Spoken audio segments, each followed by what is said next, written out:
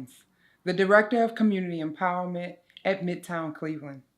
I wish you a blissful and lovely Valentine's Day, and I hope you understand how much your existence matters. On this Valentine's Day, I hope you love on you. Love the things that make you great. I hope you reflect on all of the things that you are because there's nothing that you aren't. Know that your self love is so valuable. That's something worth celebrating. Our team at Midtown Cleveland, 12 Literary Arts, and the Huff Youth Advisory Board would like to celebrate you also. Love is friendship, persistence, hate resistant. It's equidistant to the space between us and God. So the words I love you is the language of angels. And we abandon it for sport. We call his name and close the door when it comes. Stranded, love looks for a home. We've tried to make it turn it into a trend, but when real meets love, there's no end to its reign. SWV, rain down that living water for 6 months, 2 times a year, please. For me, rain down into 2 cups of tea. For you, 1, for me, 1. Holy water may feel good, but it doesn't always taste that way, so let us put some honey in our cups when we're not being good friends to each other. Or maybe some chamomile to ease the weight of each other's burdens. Or maybe some peppermint for when we lose touch of what makes us tick. Maybe even some ginger for when honesty is the next step in this. Honestly, love has so many flavors and nuances that it doesn't need any sugarcoating. It lives in the raw resource of God. So every time I say I love you, please refer to 1 Corinthians 13 so that you know I mean what I say. So that you know what I mean in every taste, in every personification. Let love reverberate until it's in our innate nature. To love you every day is a gift. To love yourself is a gift. To love every moment, whatever it may be, is a gift. That's why we call it the present. Love, so misunderstood. Love, so misbranded. Love, so undecided to the point where I can't stand it. Love is the divine. Love is God. Love is a muscle. Love is 1 Corinthians 13. To love yourself is to love someone else. The essence of love is both. Love is a lifestyle. Love is his poem deconstructed. Love is reconstruction. Love is a priority. I know I went off on a tangent, but I hope that answered your question.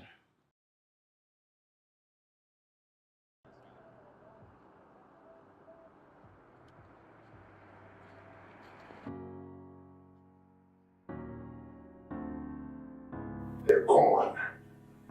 They're all gone. Everyone you care about. Who's gonna save you now? You can't save yourself. How long have you been in here? Doing nothing? Why can't you just get up and do something? I can't believe you. I thought you were going to amount to something, but you're just a constant disappointment. Who are you really? I've never seen you. How could I love someone I don't know? You're just a collage of other people's hard work. Everywhere that I go, everywhere that I be, if you were not surrounding me with your energy, I don't wanna be there, don't wanna be anywhere, any place that I can feel you. I just wanna be near you. And yes, I'm a mess, but I'm blessed to be stuck with you. Oh, sometimes it gets unhealthy. We can't be by ourselves. We will always need each other. Yes, I'm a mess, but I'm blessed to be stuck with you. I just want you to know that if I could, I swear I'd go back. Everything all better. Ooh.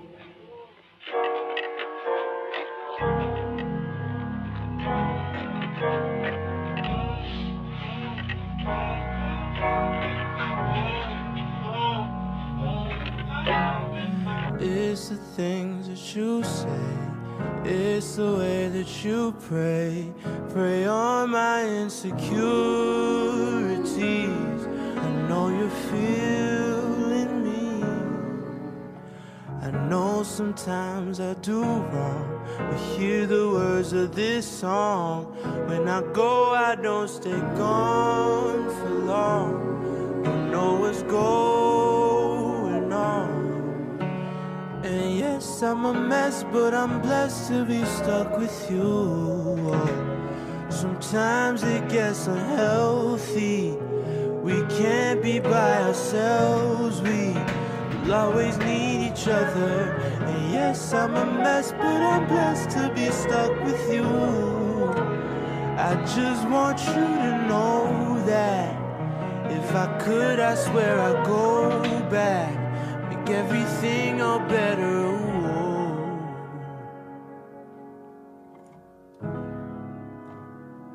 And I'm coming back home to you. And I'm coming back home to you. I'm coming back home. I'm coming back home to you. I'm coming back home. I'm coming back home to you. I'm coming back home. I'm coming back home to you. I'm coming back home. I'm coming back home to you. I'm coming back home. I'm coming back home to you. I'm coming back home. And yes, I'm a mess, but I'm blessed to be stuck with you. Sometimes it gets unhealthy. We can't be by ourselves. We'll always need each other. And yes, I'm a mess, but I'm blessed to be stuck with you. I just want you to know that if I could, I swear I'd go back, make everything all better. Ooh.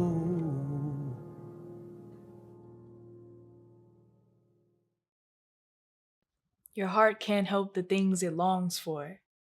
When you can't stop thinking about the things that bring you joy, you know that joy that makes the obstacles you encounter on your journey worth juggling, you get the gist of it. So why not let your heart pump your precious purpose? It beats slower when you kill the life it tries to bring you. It speaks fluent BPM, beats per miracle, so you can dance with your desires to the rhythm it beats against your chest. Maybe our heart resides in our chest because that's where the treasure lies. Pirates go searching for the very thing we already have. But we compress our compass when our compassion is lacking for ourselves. There's no point in a purpose, pleasure, or passion if all it does is peel back pieces of a person to the place where not even a soul lives there, or at least one that feels safe.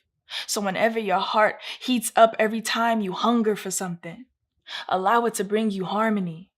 For your heart speaks fluent BPM, beats per miracle over any minute, because the experiences you have in this life will always outweigh the time. This poem is called I Love Black People. You know how people say they love candles, but they really mean they love the way they smell when they burn? Find some sick, excited peace in watching the body of the candle droop down under the weight of itself. You love candles.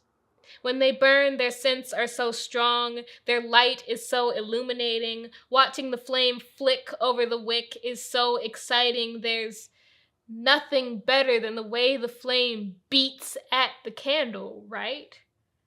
Leaves no choice but to soften, liquefy, bend over, surrender.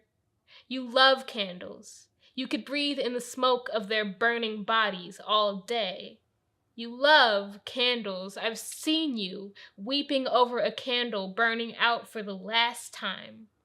A puddle, a burning nub of a wick. So sad seeing a candle gone, but not sad enough to reach down and try to snuff out the flame. In fact, that flame was what made it so beautiful in the first place, wasn't it?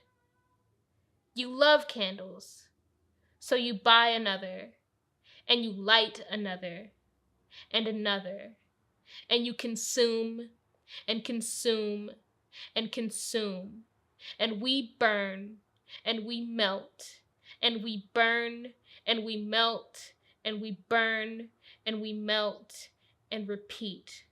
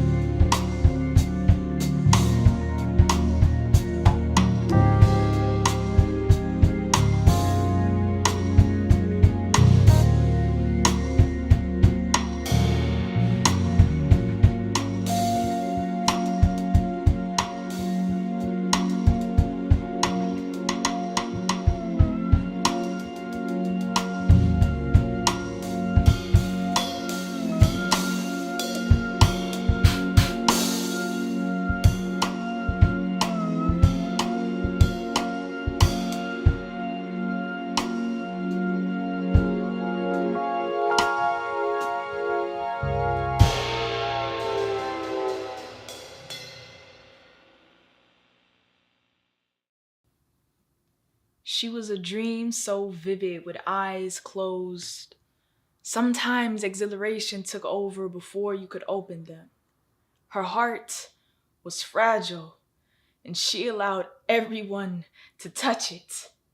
Then her heart hindered her heaven and harmed her harshly. Her heart became a molded green, a lifeless red. Her love was unseen. She was so soft, yet her cells kept her locked up in tainted love. Her biology knew no hate, and it wasn't sometimes, but all times she felt like she had to get away. She had to run away. She had to, because it was the only thing she knew how to do at the time. She felt as filthy as swine, a parasite even God all warned us to stay away from. Then she became so self-centered.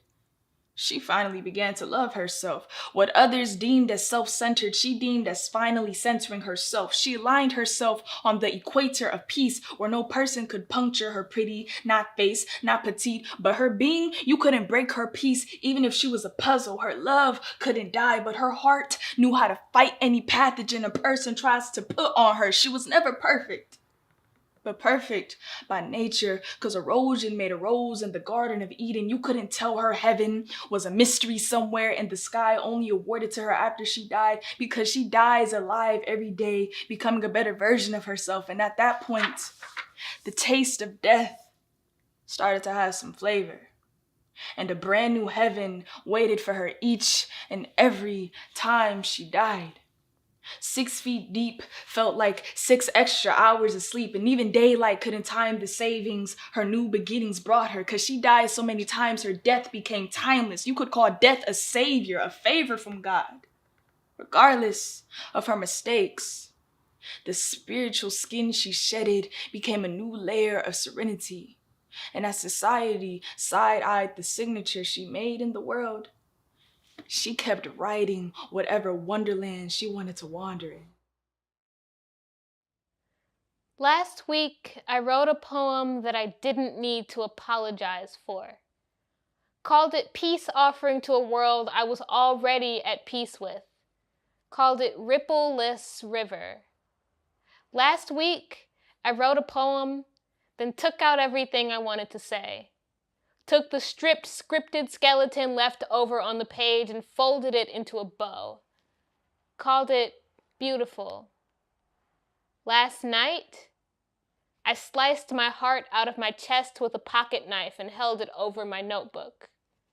Watched the drops of blood plop on the page and then swirl in my cursive. Raw and filthy. I called it truth. I called it not caring who it hurt as long as I could call it truth. Called it ugly. Called it mirror. Last night, I reworked my reflection into the woman I should have been all along. Dared to call her poetry. Dared to gift her attitude. Last night, I wrote a poem, and I'm not sorry. Call it love. Call it hate. Call it liberation. Call it mine. It's mine.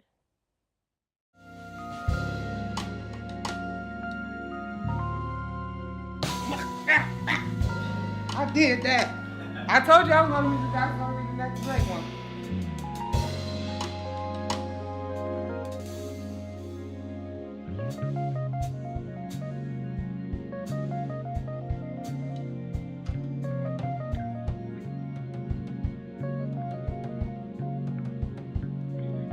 I feel good about that one. There's no awkward page turn.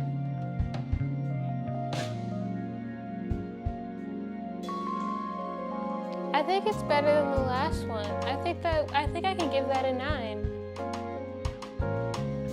That's exactly about that one. I feel really good about that one, but I just want to see what it looks like.